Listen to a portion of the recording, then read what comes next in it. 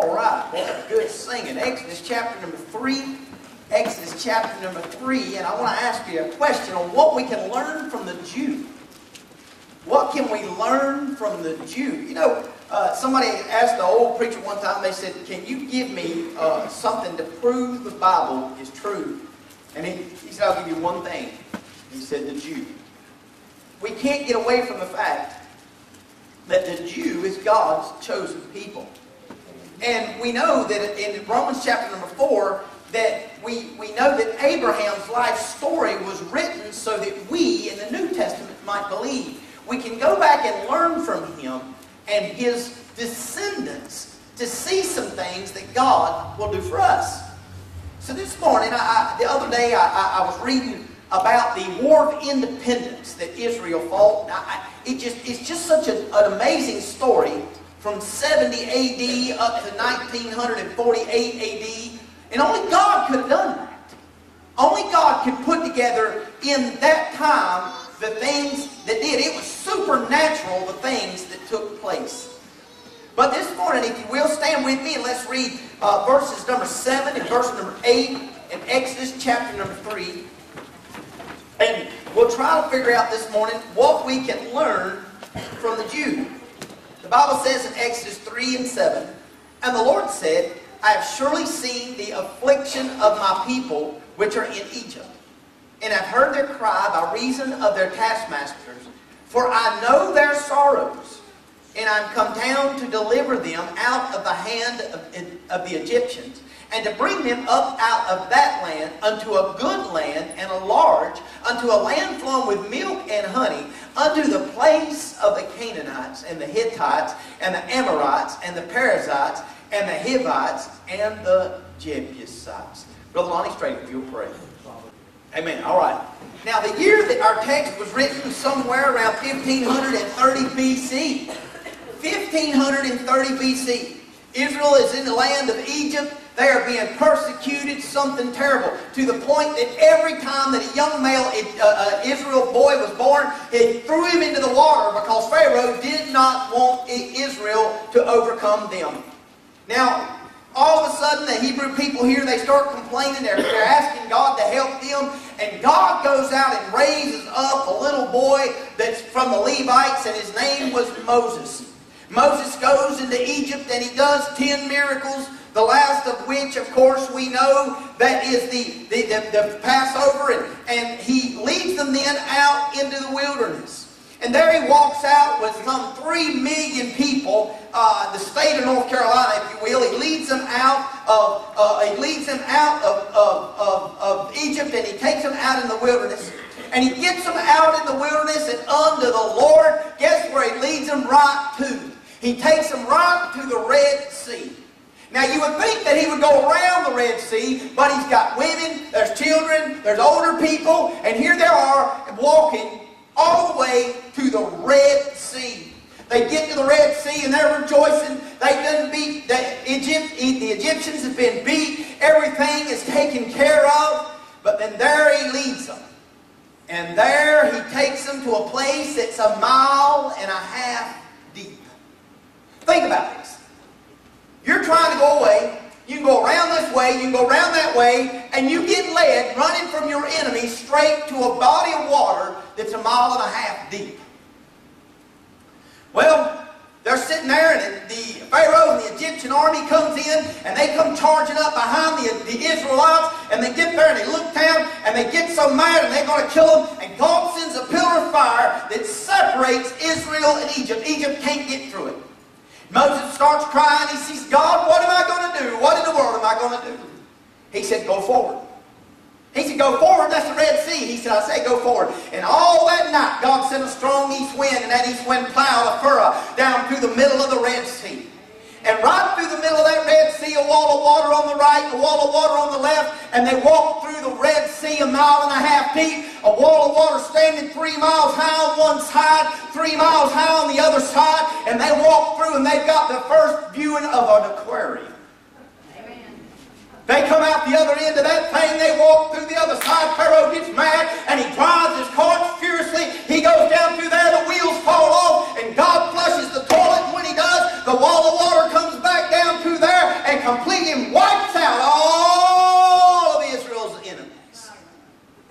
They come out the other side of that thing. God leads them out in the wilderness there. He takes them out, and for 70 years, or for 40 years, due to their own disobedience, He clothes them, feeds them, gives them water. The Bible says their feet don't even swell out of their shoes. Their shoes grow with their feet. God does things to the Jew that we can't even begin to fathom. Miracles took place in the wilderness of sin. And there out yonder in that wilderness, boy, they got out there and they saw God do some things. They were complaining about it being hungry. God said, fine, I'll tell you what I'm going to do in the morning. I'm going to make it rain.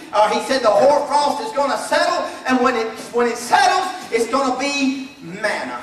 They get up the next morning and angels' food's laying everywhere. All they got to do is go pick it up and eat it. They said, our soul loathes this light bread. We're so sick of manna, we want meat, we want something. So God said, fine. He picks up an east wind, He slings in a bunch of quail. Brother Ken, quail is a day's journey every single where that they walk. A day's journey was 12 hours. Now let's think about this thing. A walking day was 12 hours. An average man walks about 3 miles an hour. Now think about that thing. So that means a day's journey. Quail were 36 miles out that way, that way, that way, and that way. And it says they were 2 cubits deep. That's 3 foot deep a quail. 36 miles. 36 miles. I bet you that was a mess. And they walked out there, and all they had to do was just pick them little quail up, preach talk, eat them quail, and boy, they still complain. Then God leads them, gives them a land where people have been working for 400 or 500 years, great big humongous vineyards and pomegranate trees, and make great big things, and God gives it to them, and as soon as they get into the land, they start complaining and say, we don't want anything to do with God, we want everything to do with the king. We want to be just like everybody else. 31 kings they beat on the way there. Dwayne, this little ragtag group of boys and girls that didn't have anything to stand with, and God uses them to beat experienced and absolute and committed armies. They go in the walls of Jericho. We know that story. The walls of Jericho, they had chariot races around the tops of that walls. Humongous city. And God says, here's what do. You walk in, you walk around it one time, don't say a word. Walk around that thing. You just blow it and just walk around it. They did that for 6 days. He said on the 7th day you walk around it 7 times. He said you get around it that 7th time. He said you blow the horn, shout. And he said watch, for deliverance is coming. They walk around Jericho, they get there, and then they walk around that thing on that 7th time, on that 7th day, and they blow the trumpet, and they all shout, and all I can tell you, I had the privilege of going to Jericho. It looked like the ground opened up, and the wall went, and it just made a trough, and those people couldn't get out, and Israel could get in, and it was just a killing field. And they dismantled and took everything, and Joshua told them, he said, look what God can do. Look what God can do. But at the end of that, at the end of a period called the Judges, they end up bringing in a king, and they turn from God. Well, this happens all the way up until on September the 8th in 70 A.D. There's a Roman general named Titus that comes in and absolutely destroys the temple. Well, now then, there's no Jewish state. The Jewish people are done. The Jewish people are gone. Jewish people will never be thought of again, preacher Tom. The Jewish people, 1,877 years, almost 2,000 years, nobody even knows what a Jew is if you're not one. Nobody. But then watch. The land of Palestine starts to be controlled after 70 A.D. from 9 different nations. From Rome all the way to Britain. In 1798, some weird things start happening. It's been sitting dormant for a lot of years, Brother Tim. Now then, 1798, Napoleon shows up. Napoleon walks in to try to conquer Palestine, and here's what he says. He says, the Jewish people need a homeland. Now wait a minute. This is Napoleon, the one that our history books have vilified, and all he wanted to do is give the Jews a homeland. And now then, wait a minute. The world starts to take notice. Here these people shortly after the founding of America. Now then, this French army general, this French dictator is saying, the Jews need a homeland. Now then, things begin to happen. Of course, he's defeated by the Turks. But the British consulate opens in Jerusalem in 1843. France, Prussia, Austria, and Spain all do the same. Now, during this time, from 1843 to 1914, Israel starts to grow, and here we see the population of Jews in Israel, Palestine, at the time grows from 12,000 to 90,000. And nobody can understand why these Jews are coming home, why these Jews are coming back to a place where, Mark, they don't even have a home, they don't have a land, they don't have a government, they are absolutely defenseless. When I was in Israel, when I was there, I was talking to a guy. There was a South African guy sitting on a bench, and he told me, we got to asking him where he was from. He said, South Africa. We got to talking to him, and we asked him why he wanted to come home. He said he didn't know. He said, I woke up one morning. He said, I had the strongest desire to come back to the homeland of my fathers. That's the book of Jeremiah coming to fruition. He said he would bring his people home. Now here he comes. Here the people starting to come back in mass. And by 1914, 90,000 Jews are in a place, Brother Todd, where they don't even have anything. They're just absolute vagabonds. Now, go back a little. In 1853, the Crimean War starts. It's fought over the rights to Palestine. Russia invades Turkey to try and gain some control of Palestine. France and Britain help Turkey. Russia loses the war. When the Prime Minister of Britain is asked, what do you want? Here's what this man says. He says, you ask me what I wish. My answer is national existence, which is the land of promise. You ask me what I wish, the temple, and all we have forfeited. All we have yearned after, all for which we have fought, our beauteous country, our holy creed, our simple manners, our ancient customs. And by the way, this man was made in 1861 by a man named Benjamin Disraeli, a Jew. Here he is, the British Prime Minister, who's given credit for defeating Russia and Turkey and liberating all of Palestine. And they said, what can we do for you? The king and queen come to him. What can we do for you? Give my people their land back. Wait a minute, what's taking place here, church? There's never been in the history of the world where a nation has been born in a day. No way in the world could a defunct people ever come back home, ever have a government, ever stand up for themselves, ever see God do anything like that. Watch. Then something amazing happens in 1878. There's a man named Eliezer ben Yehuda. He is in a barn outside Paris. He has a vision that the 12 million Jews at this time scattered everywhere were not speaking the Hebrew language. The only time, Mark, that the Hebrew language is spoken is while they're praying. That's the only time that this takes place. Here they are. There's a people. They not only don't have a land, they don't even have their language. Kathy, all they do is speak. All they do is talk back and forth to one another in the Hebrew language. That's all they've got. This man goes back in, and all of a sudden, man, he stands up. He walks up to the Wailing Wall, and he hears these people, and he starts talking to them in Hebrew. They end up persecuting him so bad that his wife ends up dying. This one man, Eliezer ben Yehuda, he ends up reviving the Jewish language. Now then, something has happened that's crazy. A language has been rebirthed. That ain't happened nowhere else. World power, greatest world power that's ever been, Rome. We don't speak Latin. Why don't we speak Latin? Why do we speak the Koine Greek and not classic Greek? Why is the classic Greek language dead? Why is Latin dead? Why is the Aramaic languages changed? Why are these things taking place? But yet this one little Hebrew language, this one language that everybody wiped off the face of the planet, that they were illegal to teach, starts to revive. 1897, the most significant thing to happen in 400 years. There's a birth of something called Zionism. 204 delegates, right out in the middle of nowhere. 204 delegates are at a meeting in Switzerland. And this meeting legally secures and recognizes the Jews a home in Palestine. 1897, here it is. Here they are. Now then, they don't have a home, but they've got a legal right to be there.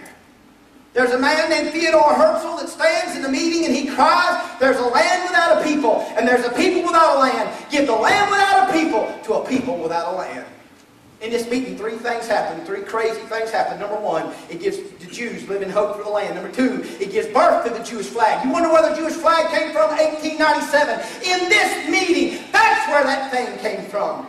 And number three, it burst the Jewish national anthem. Now then, you've got a people that's got a new language, a new flag, and a new national anthem. Now then, the world is starting to watch.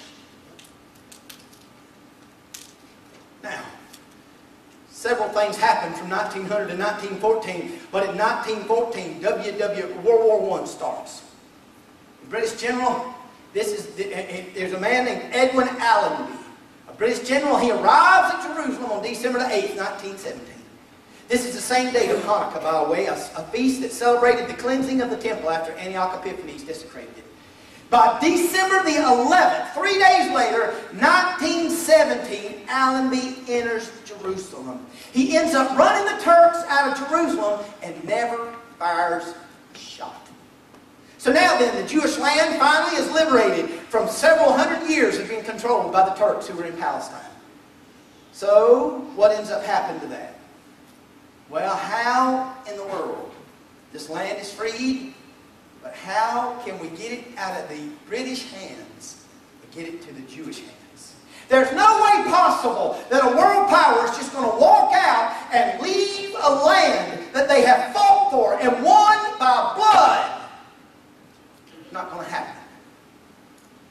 Well, it just so happened that during World War I, that what they used to explode the shells was acetone. The same thing that you girls put on your fingers to get off nail polish.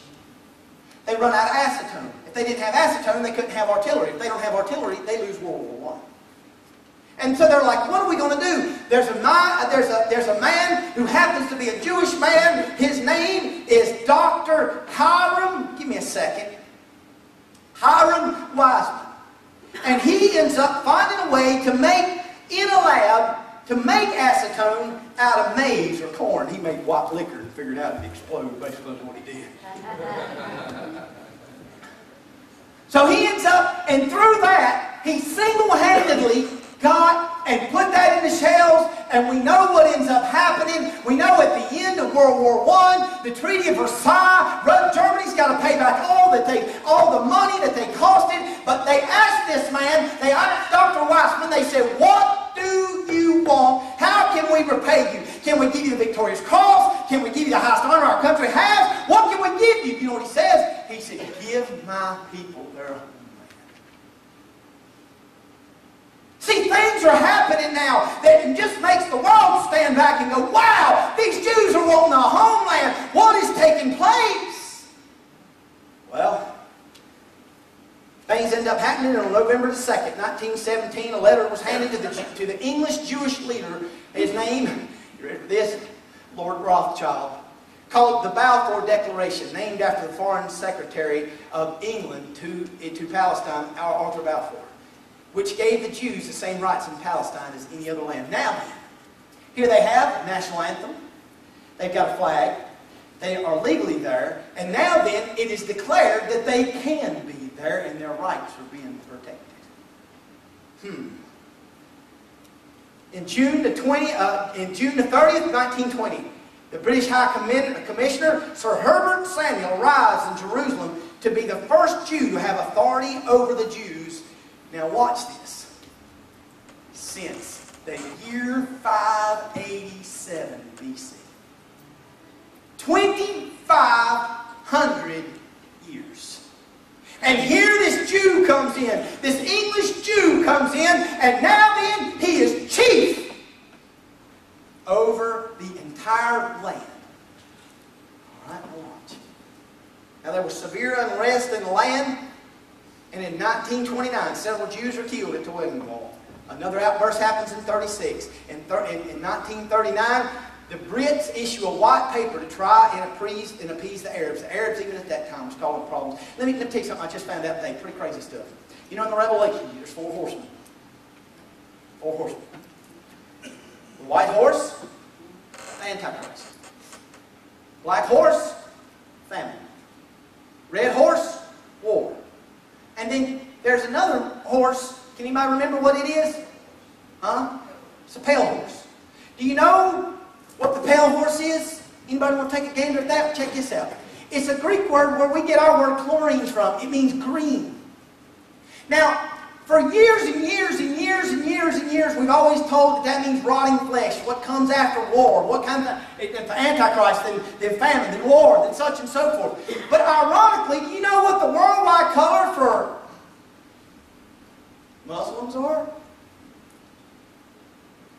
Green. And it also says that that horse would conquer a quarter of the world. How about that? 1 billion Muslims on the face of the planet. Now it's been said, don't fret, only 30% of them are wanting to kill you, so that narrows it down to roughly 500 million want to kill us. Say amen right there. So don't worry. Now, so here we are. Watch this.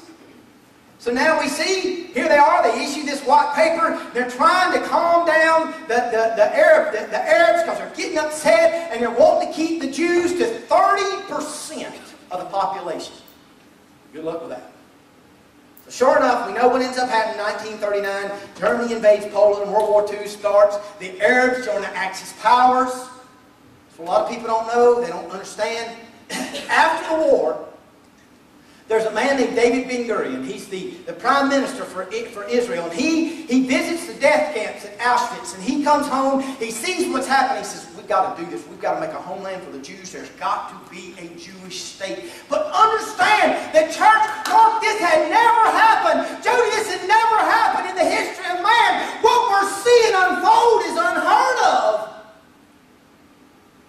Then watch. Here is where it starts to get really amazing. An event that they call the Exodus began in 1947. In July of 1947, there's a riverboat that arrives in France, gathers 4,554 Jews, and is taking them back to the Holy Land. They're in a wooden boat. You understand? They're not in a modern ship. They're in a wooden boat. A British warship comes up and tries to sink this wooden boat full of almost 5,000 Jews. They can't sink it. Now, there is nobody in here going to tell me how in 1930, how right before World War II, when they could destroy big mega ships, and yet they couldn't sink a riverboat made out of wood. They get them out there, they put them out in the middle of the water. When they get them out there in the middle of the water, it ends up causing an international scene. And they say, all right. The Brits went, okay, we'll stop. Yeah, we're going to tear up this paper. And here it is, 1947. There's a nuclear atomic age, and they can't even sink a wooden boat. Every time I read that, it tickles me. Then it gets all over. CBS is doing news spots, and the news of the day is everywhere. And everybody's talking about this hunger strike of these 5,000 Jews. And Israel says, okay. They scrap the white paper, and they leave Palestine altogether. They just try to walk off. Well, check this out. This was the last of 6 aliyahs, or the coming ups of the Jewish people as they return to Palestine. Now here's where it gets awesome. At midnight on May 14th, Britain announced its desire to yield and evacuate Palestine. At sunrise on May 14th, 1948, the Union Jack is lowered, the British flag is lowered over the governmental building in Jerusalem, and the same day, Watch this. David Ben-Gurion, the Prime Minister, drives down Rothschild Boulevard in Tel Aviv, Israel. He enters into a white two-story art museum. There's 400 people from the press to political and religious leaders as they all listen along with 100,000 Jews across Palestine. At 4 p.m. exactly, March 14th, 1948, at 4 p.m., David Ben-Gurion calls the meeting to order. They stand, they sing the national anthem, and the unthinkable happens. He reads 697 words, and a nation is born in a day. He lets everybody know, the world know, that Israel is now a state. Amen. Now watch. Somebody stand back and they say, what does that mean? In the book of Isaiah, it said, shall a nation be born in a day? That's exactly, Elijah, what happened when God stood there and he said, honey, it's time to give birth to your child. And Israel come out of its mama. Right there, right then, right now, and is still recognized today because God said it is His people. Now watch this. Now the news shocked the world. Guess how long it took America to recognize them? 11 minutes. 11 minutes. Harry Truman, a godly man, a godly president, he stood up and he spoke these words. This government has been informed that a Jewish state has been proclaimed in Palestine, and recognition has been requested by the provisional government thereof. The United States government recognizes the provisional, the de facto authority of the new state of Israel, and he said that within 11 minutes. That is God. That's the only way you can say that happens, is for God to do something. 3 days later, they're recognized by Russian for the first time since September the 8th, AD 70. The Holy Land by official Gentile action belongs to the Jew. Now watch. What can we learn from the Jew? Watch this. On May 15th, 1948. Iraq, Egypt, Jordan, Syria, and Lebanon invade the new state of Israel. They send 45 million folk. They get all those Muslims together. They get them all armed up. They send them in, Brother Todd, they send them into that little land of Israel, some 90 miles long, nothing miles wide, hardly, and they send them in there. They go, the General Montgomery goes down and he watches the situation. He said it will just be within days, and the Muslims will push Israel into the sea. Watch this. You say, how many soldiers did Israel have? 64,000. It is 64,000 against 45 million. I've already done the math. It's 703 to 1. Let's just think about it this way.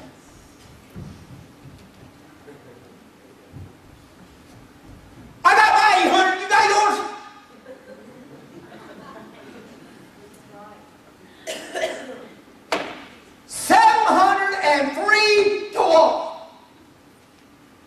And watch this.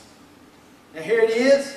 They got their back to the Mediterranean Sea. Their borders from the north, south, east are closed. Field Marshal Montgomery, as I said, he said they'd be pushed into the sea in 8 days. Here's this tiny little unmanned state against overwhelmed odds. Now you've got to understand, this is where it gets nuts. They don't have but 10,000 rifles. So now then, you got 64,000 against 45 million, and you ain't got but 10,000 guns. Oh, it gets even better. Each gun didn't have but 50 rounds of ammo. So now then, you've got Israel. Each man, could you imagine the first 10,000 enlist? Here's your gun, you got 50 rounds of bullets. Better make them count, because you got to kill 800 with that 50. So then they get to talking and they're like, well, wait a minute. They dig up 3,600 Sten British machine guns. They don't have hardly any ammo for them. So now then they've got 13,600 guns against 45 million folk. And they got 4 cannons. That's all they got. Now surely it would all be over right here. And God, there's no way God can do anything. It's all over. Man, look at it. Derek, look at it. the numbers just don't lie. I mean, it's just overwhelming odds. God can't even do this. Israel's going to be destroyed. Israel's going to be defeated. Throw in the towel. Quit. Man, give up. Man, let's just start speaking Aramaic. Let's just give it up. Well, you got the Arabs here, and they're fighting for revenge and expansion, while the Jews are fighting for survival. They create a navy of sorts. They take 5 dismantled refugee icebreaker ships. 5 dismantled refugee ships, a fishing trawler, and a refugee boat. So their navy has 7 boats. Now the crazy thing about all this is on these boats, they've got 2, on one boat, they've only got 2 20mm anti-aircraft guns. 2 of them. Well, they look out on May 27th of that year, they look out and here comes 4 Egyptian ships to invade Israel. Here comes these 4 ships. Getting this done. What are they going to do? These 4 ships are surely going to sink everything. They're just going to, it's over, it's done. They go out, the Israelis do, and cut out cannons made out of cardboard and put on the boat. So that when the Egyptians look across the skyline and they see, they wanted it to at least look like they had some kind of ornament. It's 4 Egyptian ships against 1 boat armed with 2 20mm machine guns and cardboard cannons. You know what ends up happening? Those 4 boats slam on brakes and turn and start going the other way. The Hebrew people are sitting there watching as the boats sail off and they're going, boom. They don't even know what to do. But remember this. God said, if you do what I want you to do, He said, I'm telling you, 1 shall chase 1,000 and 2 shall chase 10,000. He said, I'll send the hornet to drive them out from in front of you. God was fighting for Israel. No doubt in my mind. God Almighty. Whoa! No doubt in my mind. God was standing up there on the middle of the horizon, and when that boat come out there, that little Hebrew vessel come out trudging with them great big cardboard cannons, God was going, hey, you don't want none of this. Leave them alone. And they turned and left and went back out, went all the way back home. You can imagine, you know they didn't have many 20mm rounds, and they're seeing, and it ends up getting to where that they end up catching the flagship of the Egyptian Navy, the King Hayam, and they catch that thing and they sink it. I often wondered, with what? If you can sink the flagship of anybody's Navy with 2 20mm anti-aircraft guns, you are the man. God did things that are absolutely mind-boggling. Now watch this. They end up having to have a road. They end up having to cut a trail in through the limestone hills to get food to the people that's trapped inside of Jerusalem. This secret road brings 100,000 Jews food and weapons in the city.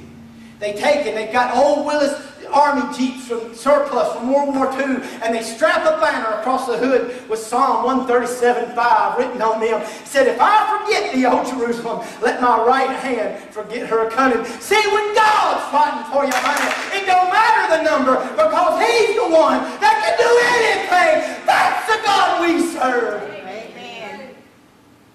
Now watch. The fighting lasted from May 15th to June 11th.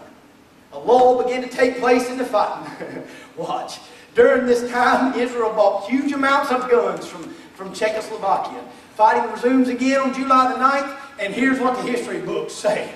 Israel simply stomps the Arabs. See, if God be for you, nobody can do anything against you. Nobody. And here the Jews come in. Hostilities cease on February 24th, 1949. The war ends. Now let me just give you this. During the war, Israel only lost 6,000 lives. Now remember, folk, it was 64,000 against 45 million. And Israel only lost 1% of their population, or 6,000. Now let me put this in perspective where you might can understand a little bit about this. For America to do this, they'd have to lose 2 million soldiers over an 8-month period. It's kind of sobering, isn't it? What can we learn from the Jew? Listen to this. We can learn that God is able. There is nothing too hard for God. You're talking about a God who the Hebrew people had an invading force come to them. They said, "What do you want us to do?" He said, "Go out, dig a trench, fill it full of water." They went out and dug a trench. They filled that trench completely full of water. The invading force come in, and at sunrise, Scripture says, the sun shone down on the water. The water looked blood red. And the invading force said, "My word, they destroyed an entire nation." And they turned and left. See, that's what we've got to understand. We're not standing alone. We're standing with a God who can do anything that is able. There's nothing that He can't do. Amen. Listen to this.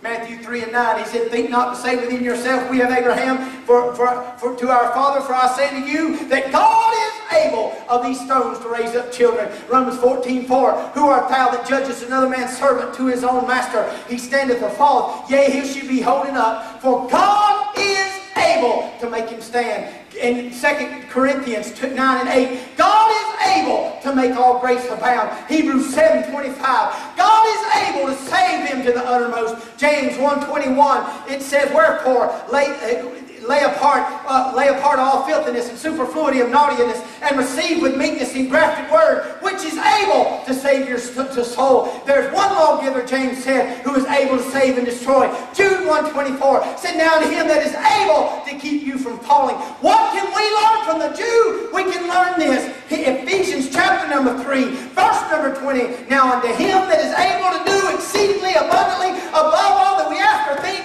according to the power that worketh in us." He can do anything. Nothing's too hard for our God. Don't ever give up on your dream. Don't ever think that God's done with you. Don't ever think that. It doesn't matter how low you are, how single you are, how frightful you are. God can take that and take your weakness and turn it into strength if you'll just let Him. Amen. God is able. You know what, slow pitch? You know what the awesome thing about all that is? He's not a respecter of persons. He'll do it for the Jews.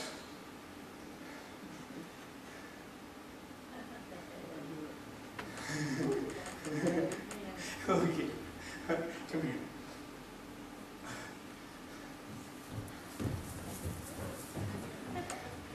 Sometimes you feel like walking all alone. But what you seem to forget is God's got goodness on this side and mercy on that side.